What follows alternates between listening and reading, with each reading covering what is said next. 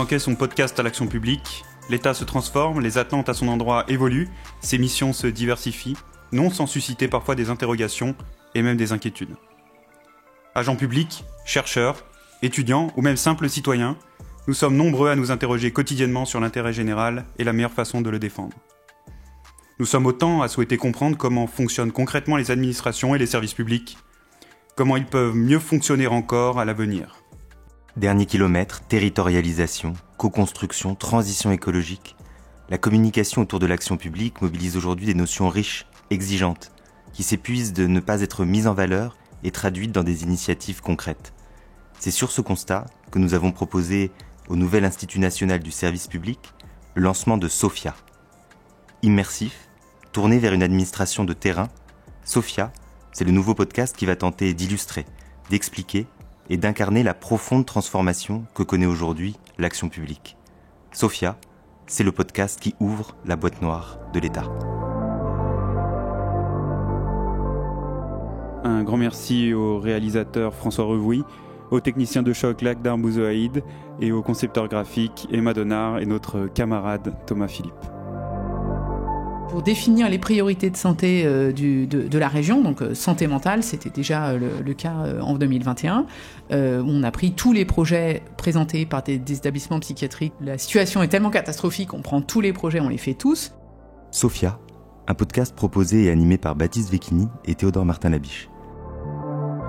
La santé est au cœur des préoccupations des Français qui en font l'un des piliers de notre modèle social. Les fortes attentes en direction du système de soins vont d'ailleurs de pair avec un très haut niveau de confiance dans l'expertise des professionnels médicaux de notre pays. Mais la santé n'est pas que l'affaire des aides-soignants, des infirmières et infirmiers ou des médecins. Notre système repose aussi sur une administration que la crise sanitaire a rendue plus visible que jamais, à travers notamment les agences régionales de santé, les ARS, qui ont fait irruption dans le paysage médiatique. Mal connue, cette administration est confrontée aux grandes transitions qui s'imposent à l'État dans tous ses champs d'intervention, qu'il s'agisse du défi climatique, de la transformation numérique, de la désertification de certains territoires ou du vieillissement de la population évidemment. Pour autant, notre système de soins est-il un service public comme un autre ? Parce qu'elle est un bien commun par excellence, la santé semble mal s'acclimater aux exigences de l'administration contemporaine qui s'expriment en termes de performance, d'efficacité, d'efficience. 3 ans après le déclenchement de la crise de la Covid-19, peut-on administrer la santé, l'hôpital et la médecine comme on le fait avec l'éducation, la sécurité publique ou le marché du travail ? Pour tenter de comprendre ce qui fait la spécificité de ce secteur, nous avons invité dans SOFIA la directrice de l'Agence régionale de santé Île-de-France, Amélie Verdier. Bonjour Amélie Verdier. Bonjour, merci de votre invitation. Amélie Verdier, vous êtes inspectrice des finances, vous avez été directrice du budget, vous êtes donc plutôt étiquetée ministère de l'économie et des finances. Or, comme on vient de l'annoncer, vous êtes désormais à la tête de l'agence de santé qui couvre 12 millions de personnes. Comment, avec un profil comme le vôtre, on arrive à cette position ? Merci de votre question. En fait, on est 18 directeurs généraux d'agences régionales de santé et on a des profils très variés et c'est intéressant. Je ne vais pas vous mentir, je suis la seule inspectrice des finances. Il y a des inspecteurs d'affaires sociales, mais il y a aussi des médecins, des directeurs d'hôpitaux. Pourquoi ? Parce qu'en fait, une ARS a effectivement des facettes, des casquettes multiples, à la fois d'administration, pour moi c'est pas un gros mot, d'administration de la santé, mais aussi plus large, donc de pilotage global de la santé publique.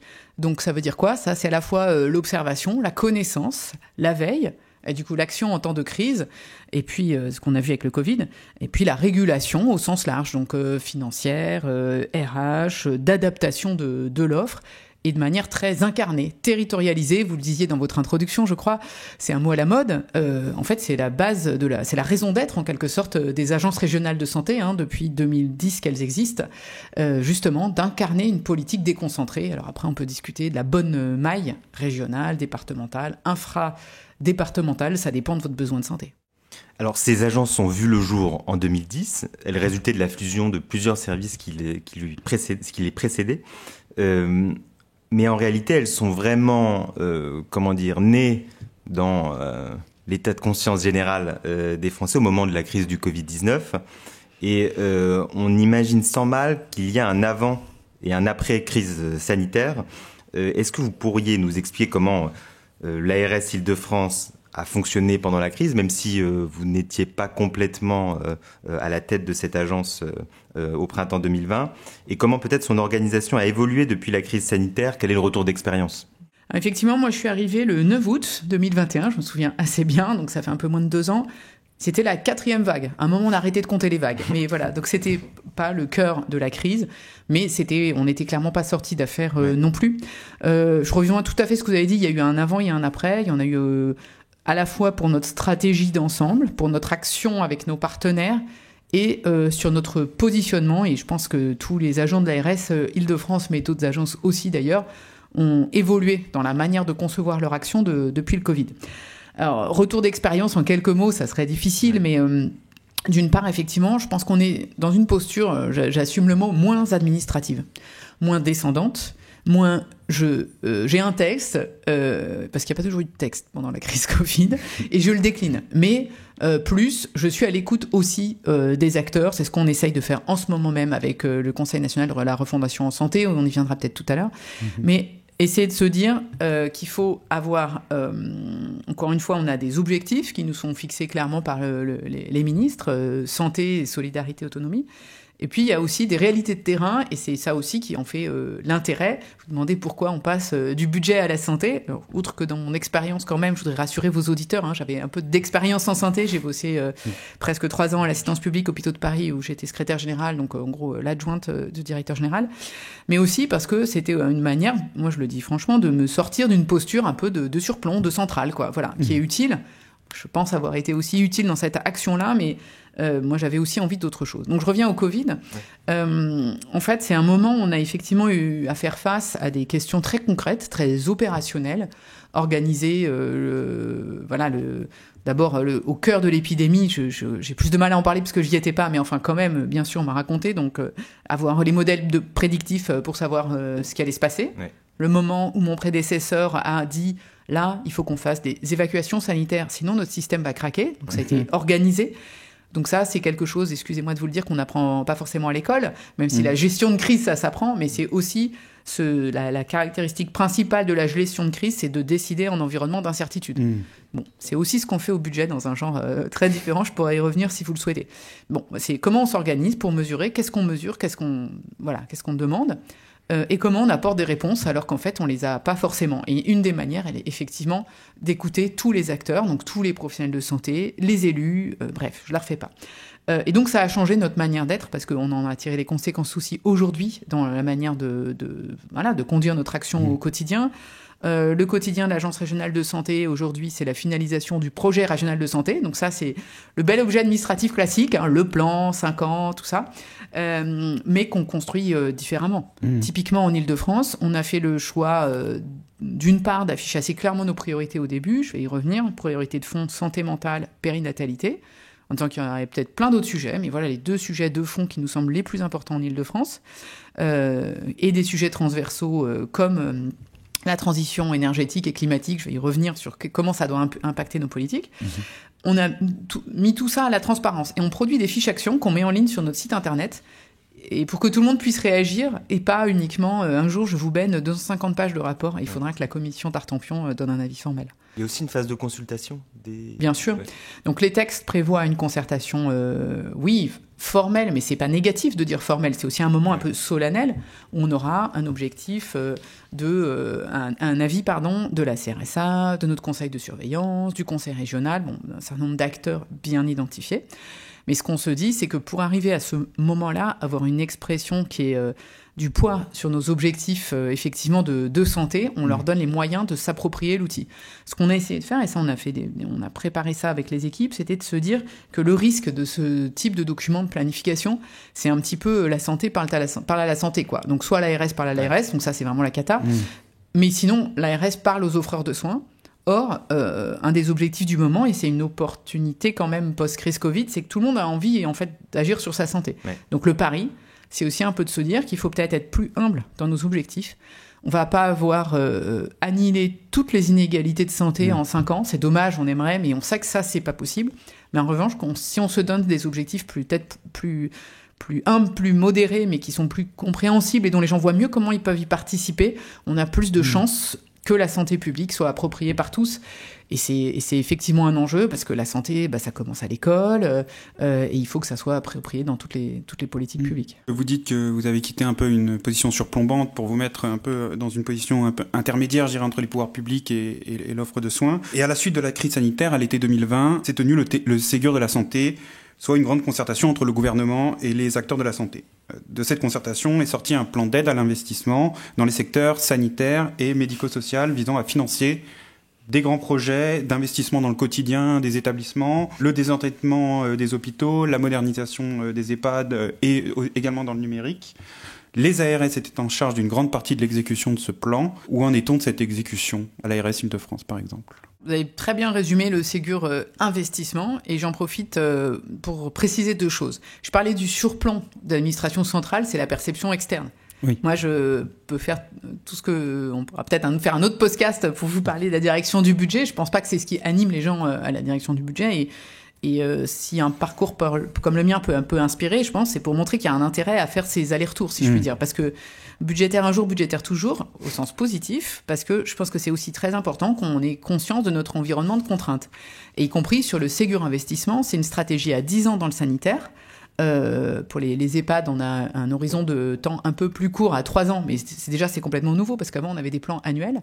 Mais c'est aussi de se dire que, oui, en fait, on a une enveloppe, on nous a vraiment fait confiance. Je voudrais le dire, moi j'y croyais pas, hein. Je me suis dit à un moment, on va me dire, il faut mettre tant pour tel hôpital. Non, ça ne s'est pas fait. Et ça, c'est aussi important que les gens le sachent. Évidemment, je ne vais pas vous dire que j'ai fait comme si je faisais complètement abstraction du jeu d'acteur. Bon, c'est mon métier de les intégrer. Mais ensuite, pour définir les priorités de santé de la région, donc santé mentale, c'était déjà le cas en 2021, où on a pris tous les projets présentés par des établissements psychiatriques ou des projets de services de psychiatrie d'hôpitaux généraux. On a dit, en fait, la situation est tellement catastrophique, on prend tous les projets, on les fait tous. Du coup, c'est des choix, hein. Ça veut dire qu'on met moins sur d'autres sujets. Ça, on a été soutenu. J'ai décidé de proposer au ministre d'avoir une enveloppe dédiée pour soutenir le logement des soignants. C'était nulle part dans la feuille de route. Mais on m'a pas dit, ah bon, c'est pas les compétences de l'ARS, machin. On a dit, j'ai expliqué pourquoi. Ça résultait d'une analyse de la désaffection des personnels paramédicaux des zones tendues d'Île-de-France, Paris, Petite Couronne. On a dit banco. Et donc, pour le cœur, hein, qui est quand même bien sûr de l'investissement, du renouvellement de très gros projets hospitaliers, il y a un certain nombre de projets pour lesquels, en décembre 2021, au moment de la présentation de la stratégie Île-de-France, moi j'ai dit, ce projet-là, oui, il faut le faire. Mais en fait, on n'a pas le recul suffisant pour dire combien il va coûter et combien on va aider. On m'a pas forcé à mettre un chiffre. Donc je trouve aussi que c'est ça qui est intéressant dans la manière de construire cette approche déconcentrée. Donc où est-ce qu'on en est ? On a mis des chiffres en face de plusieurs de ces projets, mais pas tous. On a contractualisé avec les établissements au fur et à mesure, en fait. Contractualiser, c'est quoi ? C'est leur dire, évidemment, vous avez une aide de l'État. En face, vous avez des obligations, alors financières évidemment, et c'est logique, hein, puisqu'on n'est pas là pour recréer des bulles d'insoutenabilité, de dettes insurmontables, donc des ratios financiers classiques. Mais aussi, et ça on y a tenu beaucoup en Île-de-France, on leur a demandé d'avoir une stratégie d'attractivité RH, parce qu'en fait sinon, encore une fois, on construit des éléphants blancs avec personne dedans, donc ça c'est quand même pas notre responsabilité évidemment, et adapté à chaque territoire. C'est pas l'ARS qui dit... allez, aux hôpitaux de Saint-Maurice, je prends cet exemple-là, j'ai échangé encore récemment avec la directrice, qui est un établissement de santé mentale et une maternité, un modèle un peu hybride, qu'on va en grande partie reconstruire, dire faites-nous votre analyse de sur quel type de profession vous avez des besoins, quel type d'action vous voulez faire, et on en discute et on le contractualise. Et puis le numérique, parce que c'est quand même un secteur, pour le coup l'avantage d'avoir été directrice du budget, c'est que j'ai vu plein de secteurs différents. C'est quand même un secteur qui a mis du temps, on va le dire comme ça, à prendre ce virage numérique. Et donc, maintenant, en fait, à un moment, il faut appliquer, pour le coup, et ça, on assume une logique assez descendante. Il y a une stratégie du numérique en santé, je pense que vous connaissez. Et donc, là, il y a des jalons temporels. Il faut que les établissements s'y mettent sur tous les compartiments. Échange des données, cybersécurité, pour ne donner que ces 2 enjeux.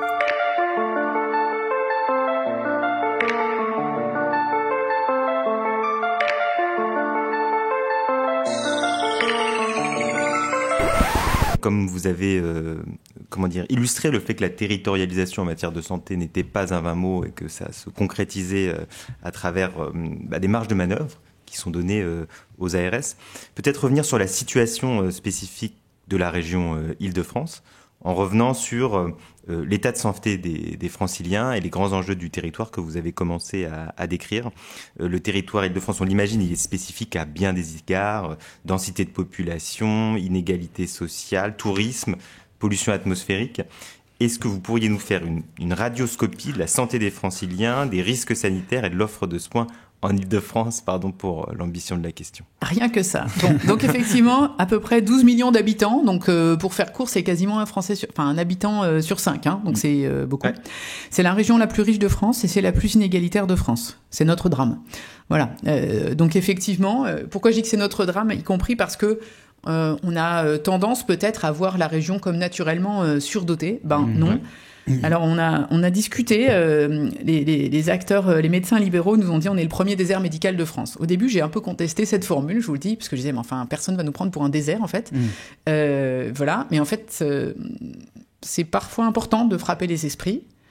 Et le fait est que c'est le territoire métropolitain dans lequel l'accès à un généraliste est le plus compliqué. Puisqu'on a à la fois effectivement une population nombreuse, une croissance démographique, c'est 0,4-0,5% par an, et puis une part de personnel de santé, notamment de médecins généralistes, avec une structure démographique très défavorable, beaucoup qui vont bientôt partir à la retraite. Et d'abord des zones déficitaires, même à Paris. Hein. On a notamment, tout à fait, mais c'est parce qu'en fait ça s'est accéléré en fait, et c'est toujours ça qui est difficile dans cette politique publique, mais qui est intéressante. On est à la fois sur un secteur certains disent trop administré, mais en fait très libéral. Donc en fait, on ne prescrit pas un médecin où il s'installe. Et donc en Île-de-France, c'est pas que pour les médecins d'ailleurs, mais on forme beaucoup de professionnels qui ensuite vont travailler ailleurs. Et très bien, parce que les conditions de formation, je pense, sont effectivement globalement très bonnes. Mais il faut bien en tenir compte dans la manière dont on se projette. Et donc, pour dire des choses, qu'est-ce qu'on a fait concrètement ? Il y a 1 an, on a revu, alors c'est bien techno, mais quand même, notre zonage. Okay. Vous avez des règles nationales pour définir, en fait, par bassin de vie. Hein. Donc là, on n'est même pas à l'échelle du département, on est beaucoup plus fin.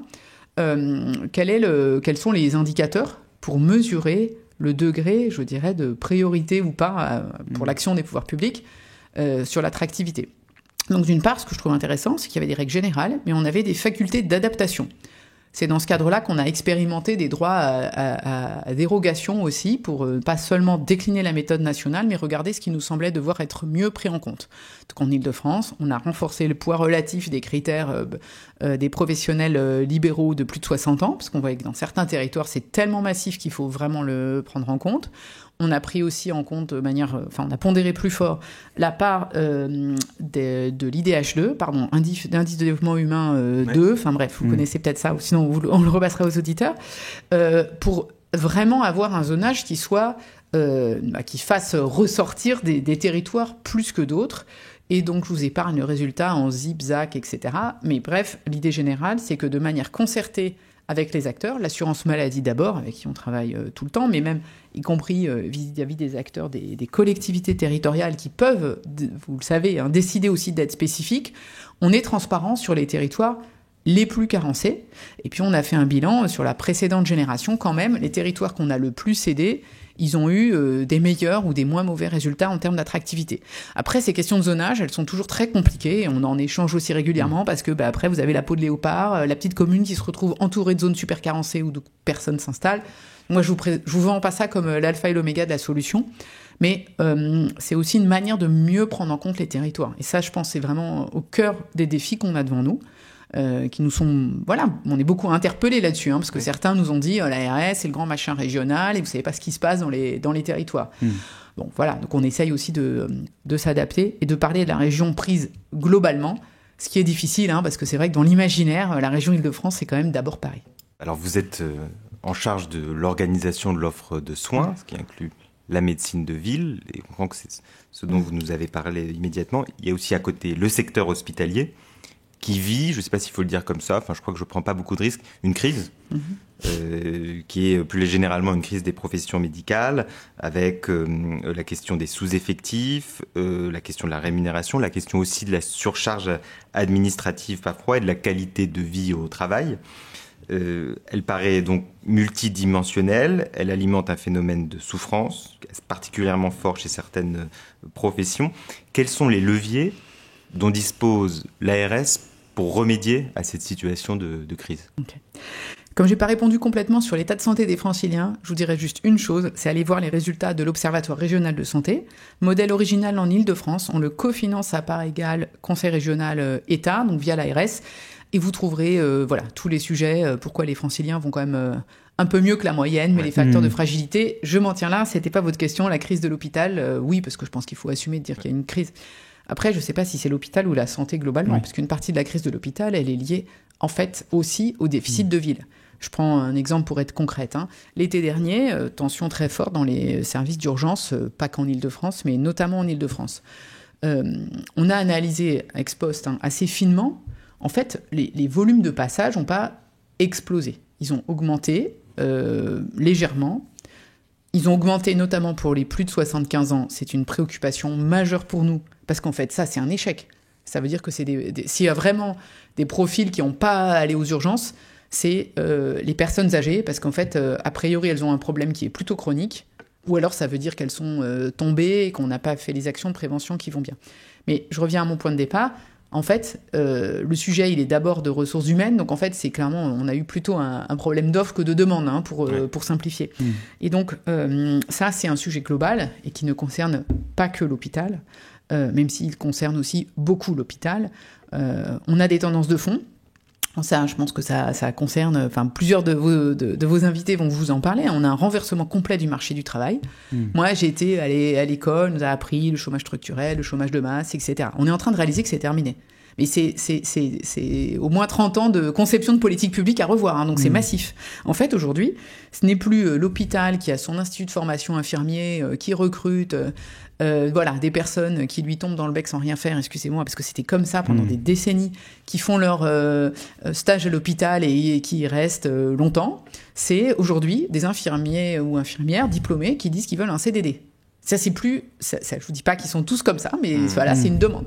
Donc là, effectivement, on est tous très interpellés sur la manière de faire. Ce sont des médecins qui, pour certains, en tout cas, quand on regarde aujourd'hui le nombre de médecins généralistes diplômés, ils exercent pas tous comme médecins généralistes, mais assez loin de là, en fait. Donc il faut qu'on repense un peu globalement ces questions de ressources humaines, qui est, ma priorité numéro 1. Donc je reviens à l'hôpital. En fait, c'est comment est-ce qu'on fait... on prend en compte tout ça. Donc, d'une part, je parlais de bouleversement du marché du travail. Je pense qu'il y a une partie du sujet qui s'est cristallisée au moment du Covid, puisque post-Covid, dans la grande majorité des secteurs, il y a plus de télétravail, plus de flexibilité globale dans le travail. Non, vous êtes infirmier à l'hôpital, médecin... oui, il faut prendre les gardes, il faut remplacer les collègues quand ils sont pas là, parce qu'on peut pas laisser les patients sans personne. Donc l'écart, je dirais avec la moyenne entre guillemets et tous les guillemets du monde, avec les personnes qui ont le même niveau de diplôme, d'expérience, il s'est accru. Et comment on en sort, c'est aujourd'hui un grand retour à la qualité de vie professionnelle et de qualité de vie tout court dans un secteur, moi je le dis, je les adore, mais qui est quand même assez archaïque quand même, très fondé à l'ancienneté, pyramidale, le cadre qui définit les plannings, peu de place à la souplesse d'organisation. Donc le choc il est violent. D'aucuns parlent même de mandarinat dans les...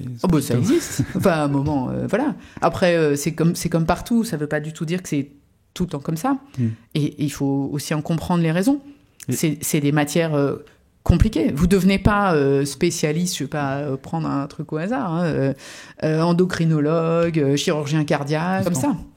Et donc il y a aussi une raison à ce poids des personnes formées, qualifiées, etc. Mais en fait, il n'y a pas de raison de gérer les ressources humaines comme on gère la science médicale. C'est des métiers vocations, les métiers de la santé, et parfois j'ai l'impression qu'il y a une crise des vocations. On a l'impression que les gens arrivent vers le métier assez naturellement, ont une vocation de s'occuper des gens et peuvent être découragés. Et il y a peut-être que le problème est parfois dans la fidélisation des soignants. Vous avez tout à fait raison. Moi, je pense pas qu'il y ait qu'une... Alors, je vais vous expliquer ce qu'on fait pour essayer d'objectiver, mais on ne ressent pas particulièrement une crise des vocations. Et en revanche, il y a une question de fidélisation. Comment est-ce qu'on s'organise ? Notamment, on fait une expérimentation avec le Conseil régional. On va suivre des cohortes d'étudiants en IFSI, donc c'est l'Institut de formation en soins infirmiers. On en a pris 4 dans la région, différents statuts, etc., pour essayer de regarder, les prendre à plusieurs moments, je dirais, de leur carrière, pour regarder ce qu'ils deviennent. Il y a eu des publications récentes de l'adresse sur le taux d'abandon en cours d'études. En fait, on sait que tous ces comportements-là ont été beaucoup bouleversés par le Covid, y compris ils ont eu des conditions de formation dégradées, malheureusement, il faut le reconnaître. Donc là, on se projette, on va essayer de dire en fait à quel moment ils décrochent. Ils arrivent en septembre. Est-ce qu'ils ont été là un peu par défaut parce qu'ils ont mal choisi Parcoursup ou est-ce que c'est une vraie vocation ? Est-ce qu'ils ont des problèmes matériels ? Ils existent. Moi, j'ai croisé une étudiante qui m'expliquait qu'elle habite à Meaux, qu'elle est à un IFSI à Ambroise Paré à Boulogne, et donc ses cours sont à Saint-Quentin. Enfin, en même temps, il faut quand même mesurer ce genre de questions. C'est l'opposé, pour que les gens aient l'image géographique. Donc, Seine-et-Marne, Hauts-de-Seine et potentiellement jusqu'aux Yvelines. Ouais. Bon, vous voyez, même en Ile-de-France, ça fait loin. Ouais. Bon, voilà, donc c'est des choses concrètes auxquelles on s'attaque. Et puis aussi, regarder dans la durée le contenu des formations. Et puis enfin, côté employeur, qui les recrute, comment est-ce qu'il les accompagne ? Parce qu'il y a un moment, dans quel univers aujourd'hui, vous êtes jour 1 plongé dans l'eau froide, débrouille-toi, c'est plus possible.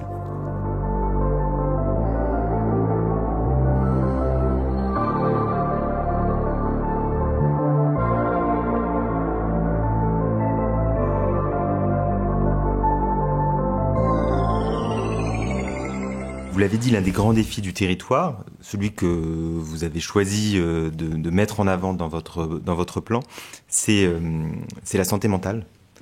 On estime aujourd'hui que 20% des Français souffrent de troubles psychiques et leur prise en charge constitue le premier poste de dépense de l'assurance maladie devant le cancer. La santé mentale est donc, avec la périnatalité, l'une des 2 grandes priorités régionales. C'est aussi l'un des héritages du Covid et de l'isolement qui ont amplifié les besoins. De quoi manque-t-on aujourd'hui pour bien prendre en charge les patients qui exigent un suivi psychiatrique ? Alors d'abord, on manque de professionnels, donc voilà, ça je vais pas tourner autour du pot. On a des ressources, il faut s'organiser différemment. Et toutes les personnes en situation de fragilité, si je puis dire, et fort heureusement, ne nécessitent évidemment pas une hospitalisation en établissement de santé mentale. Donc c'est aussi une question de repérage des situations et de formation d'un certain nombre d'acteurs au repérage des situations de fragilité. C'est pour ça que je parlais de l'école. C'est évident qu'il faut aussi avoir des relais à ce niveau-là. Par exemple, depuis le Covid, nous, on a été... on a dû faire feu de tout bois. Donc, on a aussi vu des associations étudiants qui nous ont dit, on fait de la veille, y compris de lignes d'écoute pour des personnes qui peuvent avoir des tendances suicidaires. On essaie de développer des partenariats avec eux. Eux, leur principe, c'est de l'écoute anonyme. Donc, on ne peut pas enclencher un parcours de prise en charge, mais y compris de leur donner toutes les ressources à disposition pour orienter des personnes. Et donc c'est pourquoi je prends cet exemple-là, c'est-à-dire que c'est pas uniquement avec des psychiatres qu'on va s'en sortir, il en faut, mais voilà. On a des points de tension particuliers qui sont aux urgences. Et donc on a effectivement des personnes, techniquement on dit qui décompensent, voilà, qui font une forme de crise en fait, qui se retrouvent aux urgences avec des urgentistes qui sont à peu près formés pour faire, mais pour lesquels c'est très compliqué, y compris parfois dans l'immobilier tout simplement du service, de regarder comment on isole des patients et quel relais il peut y avoir des établissements de santé mentale. On a une psychiatrie en France qui est organisée par secteur, donc voilà, vous avez un établissement de secteur qui doit prendre le relais, mais qui aujourd'hui, par manque de professionnels, font eux aussi face à des lits fermés. Donc très concrètement, que fait l'ARS dans ces cas-là ? On a monté l'année dernière une cellule de résolution des cas complexes. Donc dit comme ça, là encore, je suis consciente que ça fait pas rêver, mais pour montrer qu'on a de recours de 2e niveau. Donc c'est en principe, voilà, service d'urgence voit avec le secteur. Et nous, on fait cette régulation générale, y compris pour vérifier que ce ne soit pas toujours les mêmes qui prennent des cas compliqués. Mais je pourrais vous en parler pendant des heures. Ça veut dire recruter des psychologues pour lesquels il y a un tout petit peu moins de tension que pour les psychiatres. Et de les faire intervenir dans différents types de structures, y compris toutes les structures d'hébergement pour personnes précaires, etc. Vous avez des patients qui ont, des personnes qui ont justement potentiellement des troubles et qu'il faut repérer vite pour les orienter, éviter d'arriver à cette phase de crise aiguë, bien sûr. Vous avez la collaboration qu'on fait aussi avec les services pénitentiaires, parce que c'est un sujet majeur en détention aussi. Et on a des difficultés de ressources humaines en général en santé, mais en prison, c'est encore plus net. Bon, mais il ne faut pas juste se contenter du constat, c'est comment est-ce qu'ensemble aussi, on identifie, c'est ce que j'ai fait encore récemment avec le DISP, je cherche l'acronyme, enfin vous le retrouvez, c'est directeur interrégional, je pense, des services pénitentiaires, pour qu'on identifie ensemble les centres ou maison d'arrêt, bon, peu importe, dans lesquels on n'est pas loin d'être au point de rupture et pour lesquels il faut qu'on concentre les efforts pour justement avoir une réponse. Je vais changer un peu de sujet. Je vais attaquer celui de la performance appliquée à la santé. Budgétaire un jour, budgétaire toujours, c'est vous qui l'avez dit. Et au cœur des réflexions sur le fonctionnement de notre système de santé, il y a désormais la logique de performance et d'efficacité, enfin, depuis quelques années maintenant. Vous l'incarnez vous-même, puisque comme on l'a dit, vous avez été directrice du budget et que vous êtes désormais au cœur des enjeux sanitaires, d'abord à la PHP et désormais à l'ARS. Les dépenses augmentent sous l'effet de plusieurs facteurs, avec notamment l'augmentation des besoins de santé due entre autres au vieillissement de la population et au progrès technologique. En votre qualité de spécialiste, de Madame Chiffre, est-ce que la trajectoire de nos dépenses de santé est durablement compatible avec le haut niveau de prestations médicales auquel nous avons aujourd'hui accès ? Bon, alors ça, c'est une question pour la directrice du budget, c'est plus mon travail. Non, plus sérieusement. On lui demandera. Non, plus sérieusement, il y a une part de réponse dans la question. C'est-à-dire qu'effectivement, compte tenu de l'état de santé de la population, du vieillissement, du progrès technique, de fait, il y a une pression à la hausse des dépenses de santé. À la hausse, j'ai envie de dire, de toute façon, ça, je n'ai pas vu qu'elles aient jamais baissé. Hein. La question, c'est à quel point elles sont soutenables. Donc c'est à comparer au rythme de croissance de la dépense publique en moyenne ou plus globalement de la croissance économique.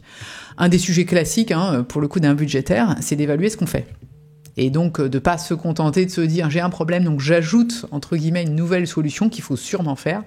Mais c'est qu'est-ce qu'on peut faire un peu différemment, qu'est-ce qu'on peut faire. Je fais un peu de provoque. Tout à l'heure, je vous ai parlé des psychologues pour revenir en renfort des psychiatres. Un psychologue, c'est moins bien payé qu'un psychiatre. Je dis pas que c'est bien que ça soit comme ça, mais c'est aussi la réponse, elle est pas forcément au toujours plus. Et moi, ce qui me frappe, c'est qu'aujourd'hui nos tensions, elles sont plus RH que financières. Après, ça me paraît légitime d'exiger de la performance d'un système de soins au sens large.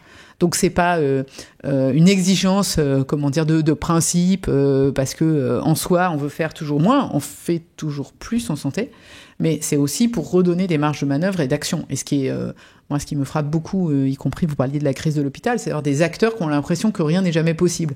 Alors, en fait, si, mais ça, pour ça, c'est aussi une manière de faire un peu différente. Donc voilà, notamment l'évaluation, c'est clair, et notamment, je dirais, l'appropriation par chacun de la santé. À la fin, c'est peut-être un des leviers pour enfin arriver à de la prévention. Moi, je veux pas déprimer tout le monde, mais dans les chiffres que j'invite tout le monde à regarder, donc là encore, je vais deuxième fois citer l'adresse, qui a fait un rapport sur l'état de santé des Français qui est sorti en septembre. Regardez la prévalence des maladies chroniques par décile de revenus, et il y a aussi d'approches territoriales, etc. Donc voilà, on doit être journée sans tabac aujourd'hui. J'en profite quand même pour redire tous les risques pour la santé qui s'y attachent. Maladies cardiovasculaires, diabète, pour toutes ces maladies chroniques-là, et en fait aussi un peu pour la santé mentale. Le sujet, il doit être pris collectivement. Comment est-ce que collectivement, en fait, on essaye d'agir pour réduire ces facteurs au détriment de la santé. Après, il faudra bien sûr mettre, entre guillemets, plus d'argent sur l'hôpital, comme tous les ans. Cette question, elle est au cœur des grandes perspectives et des grandes transitions auxquelles est confronté l'État. Et on a choisi de vous interroger sur quelques-unes d'entre elles. Et en premier lieu, sur le vieillissement et la prise en charge du grand âge. La population française connaît une transition démographique importante. Et mécaniquement, ce vieillissement va entraîner l'augmentation de la dépendance, des personnes en situation de dépendance, avec dans le paysage de la prise en charge, les EHPAD, qui sont chargés d'accueillir les personnes âgées, dépendantes, et qui ont mauvaise presse. En témoignent les récents ouvrages de Victor Castanet, Les Fossoyeurs. On peut aussi évoquer la publication récente de Didier Ribon, Vie, vieillesse et mort d'une femme du peuple, qui évoque la maltraitance dans ces établissements. Comment est-ce qu'on peut améliorer à l'avenir la prise en charge de la dépendance et le fonctionnement de ces établissements? Alors, je vais essayer là aussi de te ramasser. Première chose, en fait, vous l'avez dit, on vit plus vieux. Et ce qui est extrêmement frappant, en fait, c'est de regarder la vitesse à laquelle la population des personnes hébergées en EHPAD a évolué. Avant, je mets plein de guillemets, ce que je ne saurais pas dire à quelle date, mais bon, les personnes entraient en EHPAD, allaient à 70, 75 ans, et ils ne restaient pas forcément très longtemps. Aujourd'hui, les personnes arrivent plus âgées, elles sont plus dépendantes, Et c'est pas exactement le même système de prise en charge. J'ai évidemment non seulement lu l'ouvrage Les Fossoyeurs, proposé aux journalistes de le rencontrer, il avait d'autres choses à faire, mais j'ai rencontré plusieurs de ses sources, y compris pour comprendre le système. C'est pas facile à entendre, mais je vais le dire. Une partie du sujet, c'est de la maltraitance qui malheureusement existe et qu'on combat, mais de personnes qui sont assez isolées, que leurs familles vont pas beaucoup voir, et pour lesquelles, effectivement, les personnels des EHPAD manquent un peu de ressources, ils manquent de ressources humaines tout court, et ils savent pas forcément bien s'en occuper. Bon, après, encore une fois, je fais un peu de provocation, c'est pas le cœur du sujet, c'est inacceptable radicalement. On a lancé un plan de contrôle de la totalité des EHPAD, c'est 707 EHPAD en Ile-de-France. Et vous dites les EHPAD ont mauvaise presse, moi je voudrais quand même dire qu'il y en a, alors on verra au terme de la campagne, mais aujourd'hui, entre guillemets, il n'y en a que 1 sur 5 dans lequel on trouve des problèmes importants. Attention, s'ils sont graves, on fait de la mise sous administration provisoire ou on les ferme. On l'a fait en Ile-de-France pour 2 établissements. Donc voilà. Pour les autres, c'est quand on dit problème grave, c'est-à-dire que je leur fais des injonctions à corriger un certain nombre de choses et on revient voir quelques mois après où ça en est. Mais pour les autres, globalement, il y a, entre guillemets, des petites choses. Et donc ça, c'est le premier message, c'est quand même attention à jeter l'opprobre sur l'ensemble du secteur. Le deuxième, c'est qu'on a une politique d'autonomie, vous l'avez dit. Un EHPAD, c'est quand même un lieu de vie. Et donc c'est à la fois d'ouvrir les EHPAD sur l'extérieur, accessoirement ça évitera qu'il y ait des problèmes de maltraitance mal connus, c'est de promouvoir le maintien à domicile le plus longtemps possible. Et donc en ce moment, j'en profite, c'est une réforme des SIAD qui se met en place, des services de soins infirmiers à domicile, qui passe aussi par une revalorisation, parce qu'en fait, effectivement, il faut que les personnes puissent être accompagnées à domicile si on veut qu'elles y restent, et donc une correcte appréhension de leur situation. C'est ce qu'on appelle le virage domiciliaire, c'est ça ? Exactement. D'accord. Qui n'est pas nouveau de cette année, mais qui au fur et à mesure, s'accentue, et qui tient compte, là aussi, de la démographie. Je rappelle à ceux qui nous écoutent qu'il y a une large majorité des Français, en plus, qui affichent une préférence pour finir leur jour à domicile. Je crois que c'est plus de 7 Français sur 10. Donc voilà, c'est tout un défi qui est devant nous. La deuxième grande transition dont on voulait vous parler, c'est le numérique. La révolution des données de santé, la perspective de l'exploitation de l'intelligence artificielle. La crise du Covid-19 a mis en évidence l'importance de la politique publique de la donnée, à la fois dans un souci de transparence vis-à-vis des citoyens, pour le pilotage de la politique de santé et pour contribuer à l'amélioration des connaissances scientifiques à travers la recherche. Quels sont aujourd'hui les grands axes de travail pour poursuivre la numérisation de la santé? Quels sont les risques associés à l'exploitation des données de santé? Et quelle transformation des professions médicales il est possible d'anticiper avec le progrès de l'intelligence artificielle? On ramasse énormément de choses avec cette question. Là, je suis désolée, je vais choisir, parce que sinon on peut pas tout résumer. Mais je vous remercie, parce que c'est des enjeux du quotidien pour nous, c'est clair. Bon, d'abord, peut-être se dire qu'effectivement, on est dans un haut niveau de protection des données en santé, et c'est très bien, et c'est très important. Ça nous a un peu ralenti aussi, il faut dire les choses, dans le partage des sujets. Et je pense que là, on a passé une étape décisive avec, j'invite ceux qui n'ont pas encore installé la petite appli Ma Démarche Santé, qui permet effectivement aux professionnels d'alimenter, si vous le souhaitez, parce que vous pouvez, c'est pas parce que vous êtes sur l'appli que vous basculez à tout le monde a accès à tout, vous choisissez ensuite. Donc ça, je pense, c'est un enjeu majeur quand même, y compris, vous parliez tout à l'heure de performance, de fin des examens redondants, puisqu'on a un professionnel qui automatiquement à qui vous pouvez redonner accès à tout ce qui a été déjà fait. Voilà, donc ça, c'est un des enjeux majeurs. Je dirais pas de transfo complète des métiers. Moi, j'ai pas vu qu'on se passe de radiologue. Ça fait 10 ans qu'on nous annonce qu'il y aura plus de radiologue demain, quoi. Bon, je pense qu'il y a eu d'énormes progrès dans l'interprétation des images, ça c'est clair, mais qu'en fait, on a des besoins un peu différents qui s'expriment. L'enjeu, il est vraiment sur le partage. Et le partage de la donnée, puisque aujourd'hui, on a enfin des moyens de dépasser les clivages classiques, ville-hôpital, encore une fois, spécialiste généraliste. Il y a quand même beaucoup d'informations qui sont en mode push classique. Et je vous faisais la pub de cette appli de la sécurité sociale aussi, parce qu'elle mêle, et ça, je pense que c'est intéressant, y compris quand on parle à tout un chacun, les données, on va dire le médical hard de mon ordonnance, mon suivi, à c'est quoi vos habitudes de vie, quel est votre IMC, est-ce que vous fumez, et de se redire que la santé c'est un projet de vie aussi, quoi. Donc ça, je pense que c'est un enjeu énorme. Après, écoutez, il y a plein de choses à dire sur ce qu'on fait sur les innovations en santé. On accompagne en Ile-de-France aussi des startups d'État, on est dans ce programme-là pour essayer de regarder comment est-ce qu'on a à partir d'idées organisationnelles, en fait, on transforme avec des innovations. C'est par exemple pour tout ce qui est maladie chronique, parcours de vie, par pathologie, pour lesquelles on est aussi en phase apprentissage-erreur. Je pense que c'est moi ce qui me frappe dans la période actuelle. Ça reboucle un peu avec ce qu'on disait au début, quoi. C'est pas uniquement j'ai un modèle, je l'applique partout pareil, je suis sûr de mon fait, mais on teste des choses et que les gens s'approprient leur santé. Le temps vient à nous manquer, mais il y a une question sur laquelle on tenait quand même à vous entendre. C'est la question de l'environnement. Vous l'avez mis en lumière tout à l'heure parmi vos priorités. Et ça fait partie du projet régional de santé en Île-de-France. Quelles sont les implications de l'ARS en la matière ?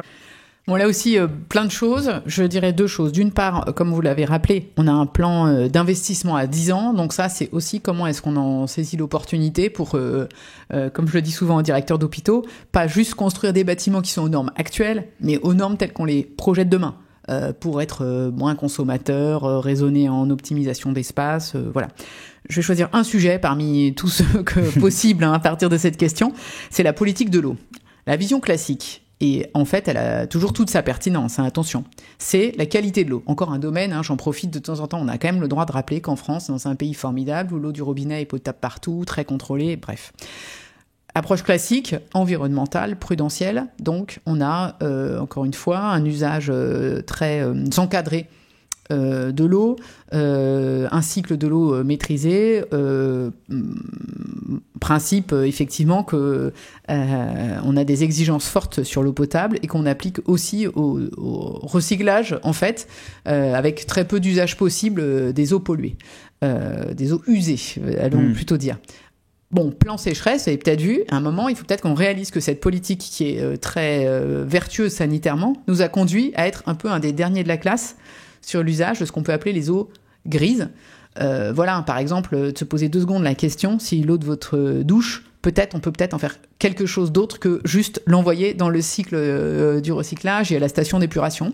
Et donc voilà, on commence en la matière, on a des pouvoirs là aussi d'expérimentation encadrés. Il ne s'agit pas du jour au lendemain de dire qu'on va utiliser cette eau-là pour qu'elle se retrouve dans le robinet, mais voilà, de regarder à quelles conditions on peut s'en servir pour l'arrosage, mais en étant à la pointe de la science sur quelle est la conséquence sur les sols, comment est-ce que ça se retrouve, et c'est un sujet qui est hyper important en Île-de-France, pour lesquels, vous l'avez dit, il y a la pollution, on la connaît peut-être mieux, atmosphérique, mais on est aussi dans un territoire où il y a énormément de sols pollués. Et donc, en fait, dès qu'on construit en Île-de-France, il faut qu'on se pose la question de c'était quoi le terrain sous-jacent, quels étaient les usages, et qu'est-ce qu'on connaît des pollutions rémanentes. Donc, c'est un domaine dans lequel il faut qu'on soit à la fois très clair et très transparent. Moi, c'est dans mes principes d'action, parce que sinon, de toute façon, on fait rien, parce qu'il y aura toujours quelqu'un, une asso environnementale qui a accès aux données, qui va vous challenger, et c'est très bien comme ça. Donc, on est transparent sur ce qu'on sait. Il y a des choses qu'on ne sait pas. Voilà. Mais il faut aussi qu'on assume de se projeter un peu plus dans des nouveaux usages et de dire qu'il y en a une approche réglementaire, encore une fois, qui a toute sa pertinence, mais comme je le dis souvent à mes équipes, revenir à la raison des règles. Et donc, en ce moment, pour être dans des sujets d'actualité, on se dit, bon, est-ce qu'il faut qu'on continue à obliger une vidange annuelle des piscines ? D'accord. Ce qui est une recommandation très nette de l'ANSES. Amélie Verdier, merci beaucoup. Peut-être un dernier mot. Merci de cette invitation. Vive le service public. Il y a plein de métiers différents. C'est une opportunité extraordinaire. Moi, je le dis souvent. Je ne me suis pas ennuyée un seul jour depuis que j'ai commencé à travailler. Je vous souhaite à tous la même chance. Merci beaucoup. Merci.